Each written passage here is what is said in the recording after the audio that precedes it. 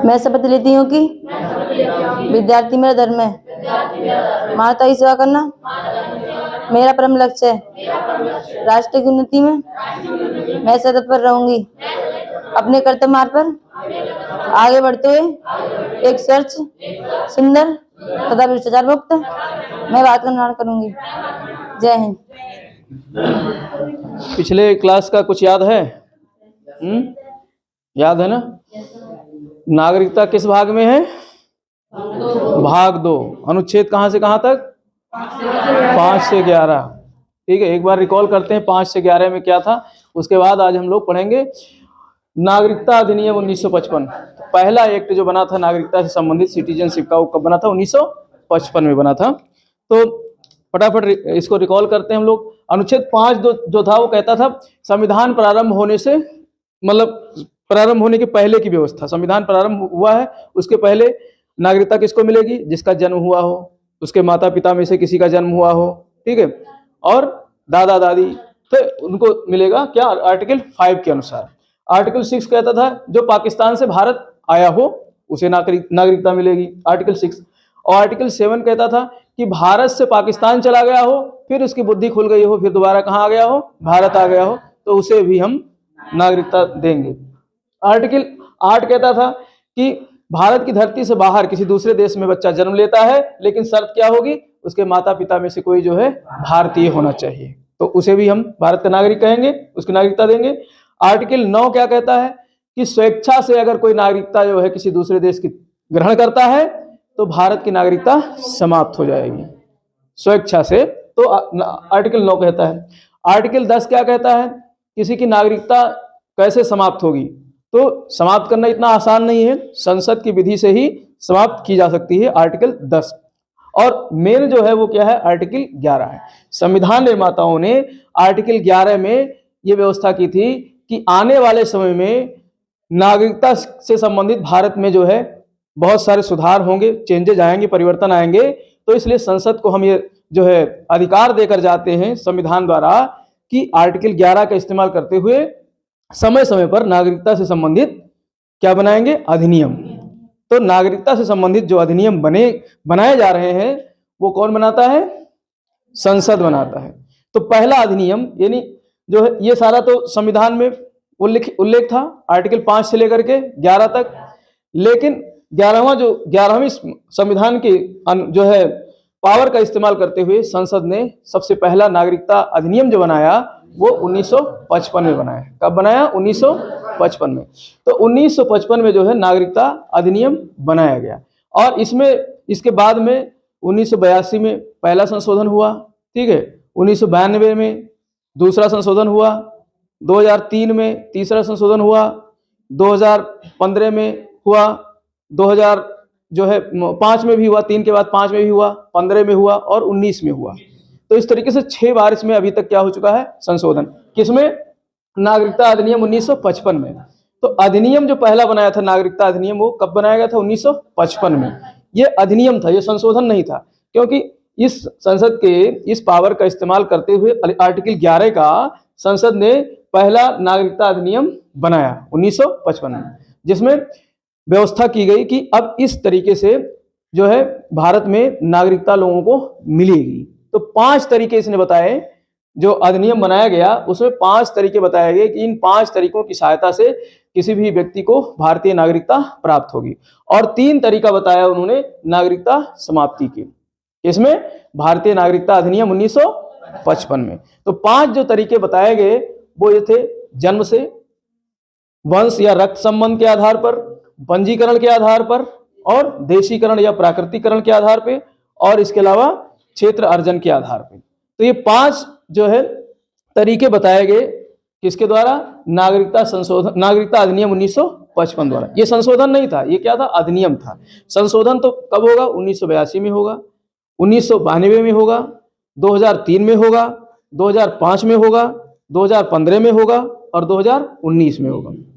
जो लेटेस्ट 2019 वाला है इसमें बहुत कुछ विवाद हुआ, बहुत सारा कुछ संशोधन किया गया, वो सब हम लोग आगे पढ़ेंगे। तो इसमें जो सबसे पहला जो आधार है जन्म से, जन्म के आधार पर किसी को भारतीय नागरिकता मिलेगी। किस तरीके से? 26 जनवरी 1950 या उसके बाद, अभी तक तो था 26 जनवरी या उससे 1950 संविधान लागू होने से पहले, उसके लागू होने से पहले व्यवस्था की क्या कही गई थी 5 से लेकर के 11 तक में।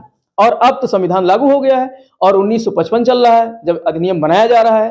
तो उस समय जब अधिनियम बनाया गया था तो ये कहा गया था कि 26 जनवरी 1950 अर्थात संविधान के लागू होने के बाद जिसका भी जन्म भारत में हो रहा है उसे भारतीय नागरिक कह दिया जाएगा। हम लोग तो खैर उस समय नहीं जन्मे हुए थे, हमारे दादा परदादा जन्म लिए हैं, तो वो सब इसी के अंतर्गत जो है आगे उनको नागरिकता मिल गई। तो 26 जनवरी 1950 या इसके बाद जो है इनको जन्म हुआ तो इन्हें भारतीय नागरिकता दे दी गई। लेकिन यहाँ पर अब ये कहा गया कि मतलब ये इसमें बड़ा विवाद था।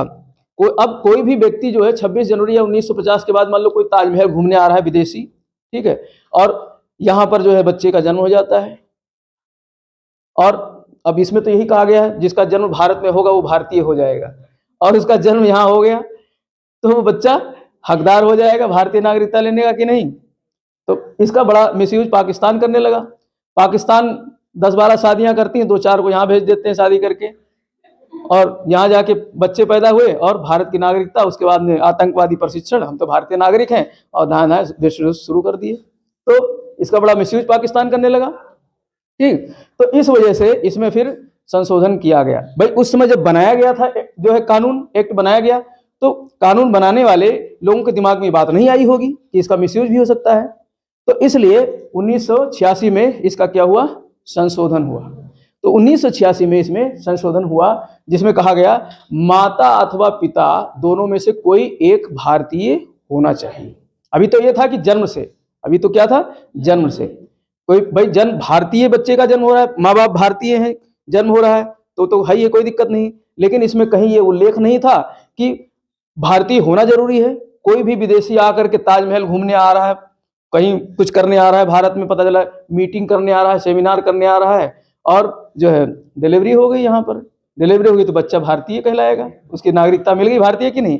तो इसका मिसयूज बहुत हुआ, तभी इसका संशोधन 1986 में किया गया और कहा गया माता अथवा पिता में से कोई एक भारतीय होना चाहिए। अब यहाँ भी लोचा फंसा, माता या पिता में से कोई एक हो, तो पाकिस्तानी अब फिर इसका काट निकाल लिए। वो क्या करते थे, कश्मीर में आते थे पढ़ने वढ़ने के बहाने, और कश्मीर आकर के पाकिस्तानी और यहाँ पर जो शादी कर लेते थे, तो यहाँ की महिला तो भारतीय है और वो पाकिस्तानी, फिर जो है बच्चे पैदा हो गए, फिर दिक्कत आ गई, फिर इसका मिसयूज होने लगा। तब इन्होंने कहा नहीं, 2003 में फिर एक संशोधन किया, इन्होंने कहा माता पिता दोनों भारतीय होने चाहिए, माता पिता दोनों भारतीय होने चाहिए। और अगर दोनों नहीं है तो एक कंडीशन और है, मान लो पिता भारतीय है या माता भारतीय है, लेकिन दूसरी जो भी हो, दूसरा जो भी हो, चाहे पुरुष हो चाहे महिला हो, वो वैध उसके पास वैलिड दस्तावेज हो, अवैध रूप से नहीं। अभी तक तो ये था कोई लिखा ही नहीं था कि तुम दस्तावेज लेके आओ शादी कर लो। पाकिस्तान से आकर के कोई घुसपैठिया आ गया, कोई आतंकवादी आ गया और शादी कर लिया, फिर उसका बच्चा भारतीय हो गया, और भारतीय बच्चा हो गया तो सारे, उसको मैंने बताया नागरिकों को सारे अधिकार मिलते हैं भारत के, तो उसको अधिकार वो मिल गया। अब पता चले आतंकवादी बन गया, ठीक। तो 2003 में ये संशोधन किया गया जो अभी तक वही चल रहा है। क्या किया गया कि दोनों भारतीय हों, माता या पिता दोनों भारतीय हों। अगर दोनों भारतीय नहीं है तो कम से कम एक तो भारतीय हो और दूसरा वैलिड हो, उसके पास वैध दस्तावेज होना चाहिए कि वो जो है मतलब फलाने जगह का आधार लेके आ रहा है। भाई आधार हिंदुस्तान में है तो ऐसे बहुत सारे देशों ने अपने अपने अलग अलग आइडेंटिफिकेशन अब शुरू किए हैं, पहले तो दस्तावेज अलग अलग होते थे। तो उसके पास यानी कि वो अवैध प्रवासी नहीं होना चाहिए, वो कैसा प्रवासी हो, वैध प्रवासी हो, वैध, उसके पास वैलिड दस्तावेज होना चाहिए। तो ये कब संशोधन किया गया, 2003 में। इसके बाद में ये तो हो गए, अब ये समझ गए जन्म से, तो जन्म के आधार पर इसमें 2 बार संशोधन किया गया। पहला जो मूल था उसमें यही था कि कोई भी बच्चा भारत में जन्म लेता है तो भारतीय हो जाएगा, उसको भारतीय नागरिकता मिल जाएगी, ठीक है। इसमें कहीं ये नहीं कहा गया था कि वो भारत का नागरिक हो या कहीं का भी हो, यहाँ आकर के पैदा करके चला गया बाहर तो उसको भारतीय नागरिकता मिल जाएगी। तो बाद में 1986 और 2003 में संशोधन किया। और दूसरा है रक्त या वंश के आधार पर, रक्त और वंश के संबंध के आधार पर। अब रक्त और वंश के संबंध के आधार पर तो इसमें जो है पहले पिता को आधार माना गया। देखो भारत के पूरी दुनिया में ज्यादातर दुनिया के देश पितृसत्तात्मक समाज रहे हैं, पिता को ही जो है वो माना, उसी के आधार पर वंश चला करता था। भारत में तो खैर प्राचीन समय से व्यवस्था देखी जा रही है। आप जो है वैदिक संस्कृत देखो, वहां पर महिलाओं को अच्छा दर्जा मिलता था। महिलाएं जो है शास्त्रार्थ करती थी पुरुषों के साथ बैठ करके। गार्गी है या जो है ऐसे कई बहुत सारी महिलाएं थी जो पढ़ी लिखी होती थी। तो यहाँ पर प्राचीन समय में महिलाओं को अच्छा खासा उनका जो है समाज में रिपुटेशन हुआ करती थी। दक्षिण भारत में आप चले जाओ, जो है आंध्र प्रदेश जो आंध्र शासक थे, तुमने पढ़ा होगा उसमें क्या नाम, सातवाहन शासक। तो सातवाहन शासक में वहां मात्र सत्तात्मक व्यवस्था झलकती है, वहां पर माँ के नाम से ही शासन चल रहा है। तो भारत में मातृ पक्ष को भी लिया जाता था, लेकिन विदेश की धरती में फ्रांस वगैरह में तो इसके लिए महिलाओं ने जो है काफी आंदोलन किया। उनको कोई अधिकार ही नहीं दिया गया था, उन्हें सिर्फ उपभोक्ता की वस्तु मानी जाती थी, सिर्फ जो है यूज एंड थ्रो महिलाओं को ये माना जाता था। तो उन्होंने अपने लिए अपने अधिकारों के लिए काफी लड़ाई लड़ी। तो इसीलिए पहले जो है कहा गया रक्तवंश किससे निर्धारित होगा, पिता के आधार पर। अर्थात पिता अगर जो है मान लो कोई बाप है, भारत का है, और जा करके कहीं विदेश में जो है नौकरी कर रहा है और वहां की छोरी पसंद आ गई, वहां शादी कर लिया। अब शादी कर लिया तो उससे जो बच्चा होगा वहां पर, तो उस बच्चे को नागरिकता भारत की मिल जाएगी, क्योंकि वंश रक्त संबंध के आधार पे मिल जानी चाहिए, पिता के आधार पे तो उसे नागरिकता मिल जाएगी। लेकिन कोई बेटी गई, कोई महिला गई बाहर नौकरी करने और उसे कोई छोरा पसंद आ गया अमेरिकन विदेशी, शादी कर लिया, तो उससे जन्मा बच्चा जो है भारतीय नहीं माना जाएगा, भारतीय नागरिकता उसको नहीं मिलेगी। लोचा पैदा हो गया। अब भारत की महिलाएं पढ़ी लिखी, कहीं अरे नहीं ऐसा कैसे हो सकता है भाई, जो रक्त संबंध हमारा नहीं माना जाएगा, पुरुष को दे रहे हो तो महिला को भी देना चाहिए। तो फिर इसमें जो है संशोधन किया गया 1992 में। महिलाएं सब कोर्ट चली गई तो 1992 में संशोधन किया गया, और संशोधन करके कहा गया माता अथवा पिता दोनों में से कोई भी हो उसका रक्त संबंध माना जाएगा। अभी हाल में ही 2009 में नारायण मूर्ति की बेटी अक्षता मूर्ति, इंग्लैंड के प्रधानमंत्री जो इस समय है, कौन है, ऋषि सुनक, उनसे विवाह की थी 2009 में। तो अक्षता मूर्ति की बच्चियां हैं दो, उन दोनों बच्ची अगर वो दोनों बच्चियां चाहें तो भारत की नागरिकता ले सकती हैं। किसके आधार पर, रक्त और जो है वंश के आधार पर। क्योंकि महिलाओं का भी जो है, महिलाओं की पीढ़ी, महिलाओं के रक्त को भी अब माना जाने लगा। कब से, 1992 से। इन्होंने तो 2009 में शादी की है। तो नारायण मूर्ति जो इन्फोसिस के संस्थापक हैं, उनकी पुत्री ने किससे शादी की थी, ऋषि सुनक से, जो वर्तमान में ब्रिटेन के क्या हैं, प्रधानमंत्री हैं। और उनकी दोनों बेटियां अगर चाहें तो भारतीय नागरिकता इस आधार पे उनको मिल सकती है। ठीक, तो ये रक्तवंश का समझ में आ गया। तो इसमें जो है 1992 में संशोधन किया गया। पहले सिर्फ इसमें प्रश्न यहां से बनेगा कि रक्त और वंश में जब मूल मतलब अधिनियम बना था, मूल अधिनियम 1955 में बना था, तो इसमें क्या व्यवस्था की गई थी, पिता के आधार पे ही केवल जो है वंश या रक्त बच्चे का निर्धारित किया जाएगा, मतलब उसके आधार पे ही बच्चे को नागरिकता दी जाएगी। अगर माँ भारतीय है और पुरुष विदेशी है तो ऐसी स्थिति में उस माँ के जन्मे बच्चे को भारतीय नागरिकता नहीं मिलेगी। कब, प्रारंभ में 1955 से लेकर के और 92 तक। 92 में संशोधन करके कहा गया माता अथवा पिता दोनों में से कोई भी जो है भारतीय होना चाहिए, और उससे जन्मा पुत्र या पुत्री जो है उसे भारतीय नागरिकता मिलेगी इसके आधार। ठीक, और तीसरा है पंजीकरण से, बाय रजिस्ट्रेशन, पंजीकरण के आधार पे। अब पंजीकरण के आधार पे दो तरीके से नागरिकता मिल सकती है। भारतीय मूल का विदेशी व्यक्ति हो, यानी भारत का व्यक्ति है, भारत से जन्मा व्यक्ति है, भारत का ओरिजिन है, मतलब person of Indian origin, person of Indian origin, PIO बोलते हैं, पर्सन ऑफ इंडियन ओरिजिन, यानी भारत से उसका जो है नाता रिश्ता रहा हो बहुत पहले, मान लो उसका नहीं, उसके खानदान का कोई। जैसे हुआ क्या था कि अंग्रेजों के समय में हमारे यहाँ से जो है अंग्रेज क्या करते थे, ये उष्ण कटिबंधीय देशों में यहाँ से जो है बिहार से, उड़ीसा से, पूर्वी उत्तर प्रदेश से यहाँ से लेबर ले जाया करते थे। ठीक है, और उन लेबरों को ले जा करके और जो है बस वहाँ पे जो है अपना मॉरिशस वगैरह में, श्रीलंका, मॉरिशस, और वहाँ पर क्या करते थे, इनको जो है काम कराते थे, उनसे काम कराते थे। तो उनसे एक एग्रीमेंट करा लिया जाता था कि तुमको इतने साल के लिए लेकर जा रहे हैं। तो भारतीय बेचारे अंग्रेजी कहाँ जानते थे, एग्रीमेंट कहाँ जानते थे, तो कहते थे गिरमिट, एग्रीमेंट को गिरमिट कहा करते थे। तो इसीलिए ऐसे मजदूरों को कहा गया गिरमिटिया मजदूर। ऐसे मजदूरों को क्या कहा गया, गिरमिटिया मजदूर। क्योंकि प्रोनाउंसिएशन हमको एग्रीमेंट आता ही नहीं था। हम लोग कहते एग्रीमेंट। तो ऐसे फिर एक उसके लिए एक नया शब्द आ गया, ऐसे मजदूरों को कहा गया गिरमिटिया मजदूर। तो ऐसे गिरमिटिया मजदूर जाकर के मॉरिशस में रहने लगे। बिहार भरा पड़ा है मॉरिशस में जो है बिहारियों से।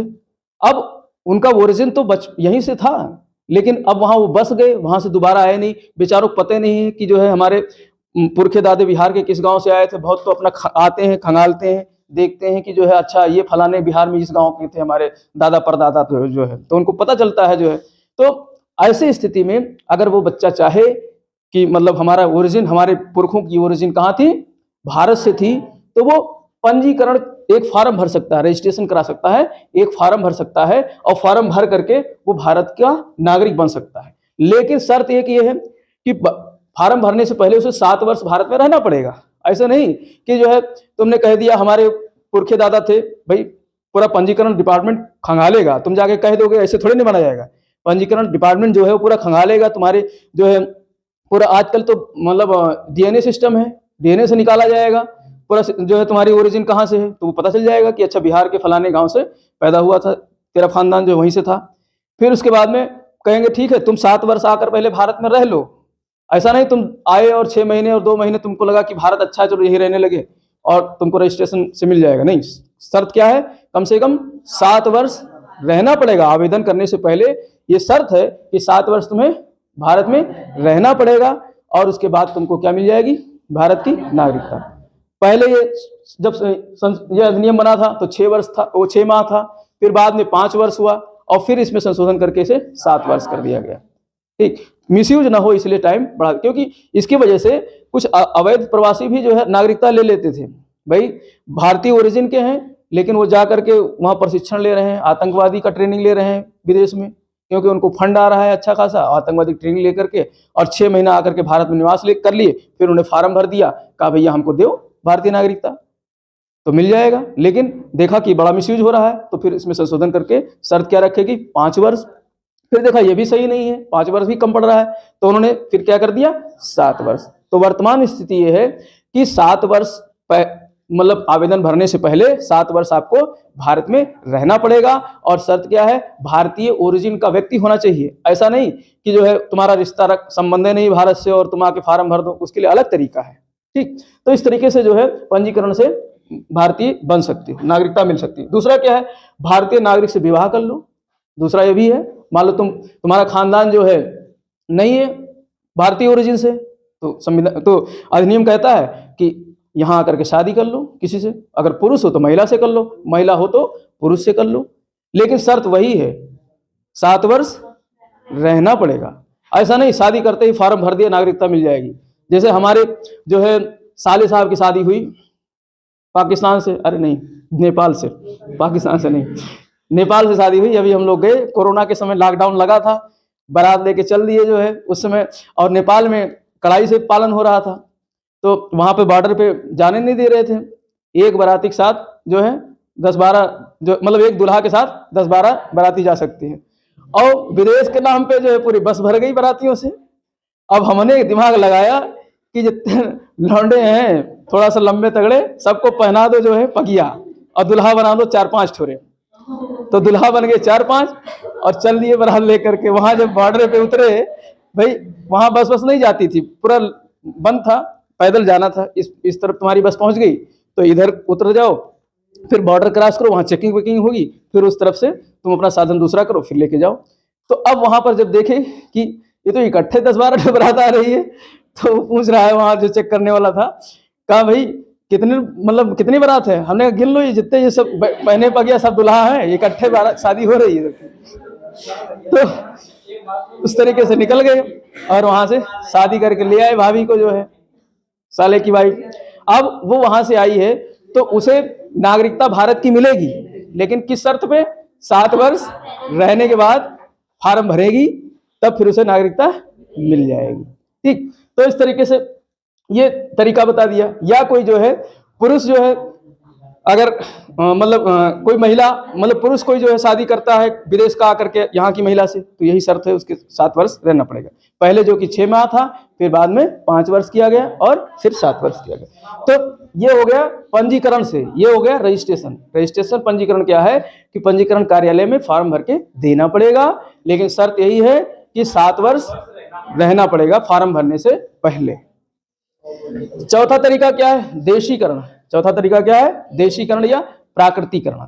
इसको बोलते हैं बाय नेचुरलाइजेशन। अब इसमें भी 2 तरीके हैं, बाय नेचुरलाइजेशन में 2 तरीके हैं।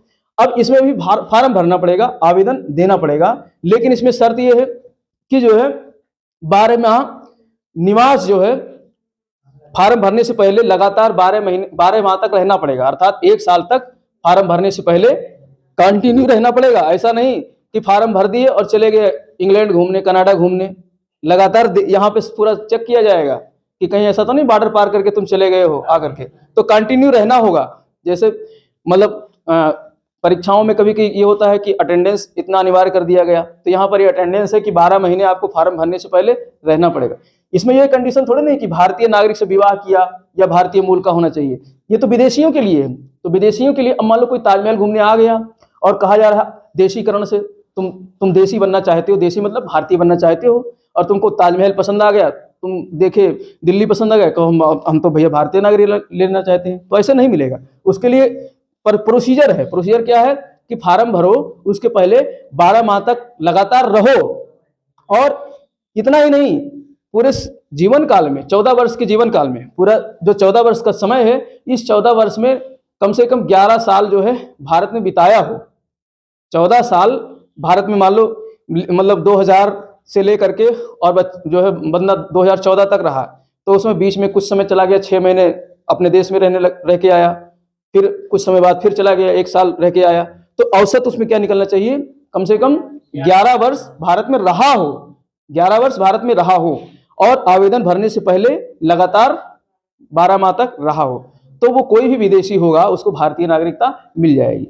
इसमें यह नहीं कहा गया है कि उसको भारतीय से शादी करनी पड़ेगी, उसे जो है भारत के उसके पूर्वज हों, ये नहीं कहा गया। तो ये किसी भी विदेशी को मिल सकता है, लेकिन उसके लिए शर्त यही है कि आवेदन भरने से पूर्व लगातार 12 माह तक रहना पड़ेगा, और 14 वर्ष में से, यानी 14 वर्ष का वनवास, याद कर लो 14 वर्ष का वनवास हो रहा है, वनवासी बनोगे तभी यहाँ पर आदिवासी बनोगे, नागरिक बनोगे यहाँ के। तो 14 वर्ष का वनवास में कम से कम वही मतलब जो पांडवों का कितना वर्ष का, शायद 12 वर्ष का वनवास हुआ था, फिर 2 वर्ष का अज्ञातवास हुआ था, तो यहाँ पर जो है आपको 11 वर्ष का वनवास होगा और 3 वर्ष का अज्ञातवास होगा, यानी 14 वर्ष होल लाइफ।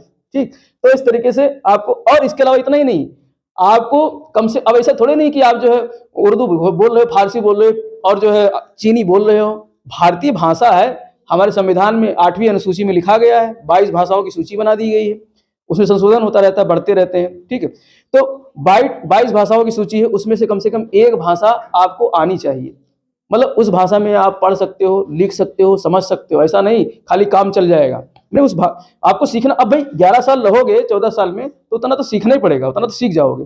मान लो उत्तर प्रदेश में रह रहे हो तो हिंदी बोलना सीख जाओगे, और हिंदी हमारे अनुसूची में है, 8वीं अनुसूची में। तो 8वीं अनुसूची जो है वो किससे संबंधित है? भाषा से संबंधित है, और इसमें कितनी भाषाएं हैं? 22 भाषाएं हैं। तो 22 भाषाओं में से कोई एक भाषा भी आपको आनी चाहिए। फॉर्म भरने जाओगे और उसमें लिख दोगे कि हमको जो है हिंदी आती है, तो वहां पर बाकायदा हिंदी में पूरा तुम्हारा टेस्ट लिया जाएगा, हिंदी में बात किया जाएगा, कुछ दिया जाएगा पढ़ने के लिए, अनुच्छेद अनुच्छेद बोला जाएगा, इमला बोला जाएगा, लिख पाते हो कि नहीं पाते हो, तो ये सारा चीज चेक किया जाएगा, तब जाकर के उनको मिलेगा। ऐसे थोड़े नहीं कोई मजाक है कि जो है विदेशी को नागरिकता मिल जाएगी। ठीक, तो एक तो ये है। और दूसरा तरीका क्या है? कोई विदेशी, अगर कोई विदेशी, ऐसा विदेशी जो एक ख्याति मतलब प्रसिद्ध व्यक्ति हो, उसको उपलब्धि मिली हो साहित्य के क्षेत्र में, कला के क्षेत्र में, विज्ञान के क्षेत्र में, मान लो किसी लिए कोई विदेशी है, नोबेल प्राइज जीता हुआ है विज्ञान के क्षेत्र में, तो ऐसे आदमी को तो सभी देश कहेंगे आ जा हमारे देश में आ जा, नागरिकता तो उसको देते हैं। तो भारत थोड़े नहीं पीछे रहेगा, कहेगा आ जाओ बेटा, तुमको तुरंत, अभी कोई शर्त नहीं है, तो तुरंत भारत की नागरिकता देते हैं। जाने का कितने को ऐसे भारतीय नागरिकता मिल चुकी है। तो इस तरीके से मतलब कोई ख्याति प्राप्त व्यक्ति हो जो कहाँ से हो सकता है? साहित्य, कला, विज्ञान, दर्शन आदि क्षेत्रों से उसकी ख्याति हो, पूरे संसार में लोग जानते हो उसको, तो ऐसे व्यक्ति को हम बिना शर्त, कोई शर्त नहीं, आ जाओ, फॉर्म भरो और तुरंत भारतीय नागरिकता ले जाओ। तो इस वाले कैटेगरी में जो है बहुत सारे लोगों को दिया गया है नागरिकता, ठीक, इसमें ख्याति प्राप्त व्यक्तियों में। तो ये भी विदेशी होंगे, ऐसा नहीं कि इनका कोई रिश्ता भारत से खून बेटी का रिश्ता रहा हो, कोई रिश्ता नहीं, कोई विदेशी आ जाए और उसको हम नागरिकता दे देंगे, ठीक। जैसे बहुत सारे हैं, ऐसे तुम देख सकते हो। तो ये हो गया चौथा, देशीकरण या नेचुरलाइजेशन, प्राकृतिकरण। पांचवा क्या है? क्षेत्र अर्जन द्वारा, क्षेत्र बाई एक्विजन या इनकॉर्पोरेशन, बाई एक्विजन या इनकॉर्पोरेशन, क्षेत्र अर्जन। अब क्षेत्र अर्जन, मान लो भारत में कोई देश, विदेशी देश शामिल होना चाहता है, या भारत ने आक्रमण कर दिया बलूचिस्तान पे पाकिस्तान के और उसको अपने क्षेत्र में कब्जा कर लिया, तो वहां के नागरिक पाकिस्तानी थोड़े नहीं होंगे, वहां के नागरिक तो भारतीय हो जाएंगे।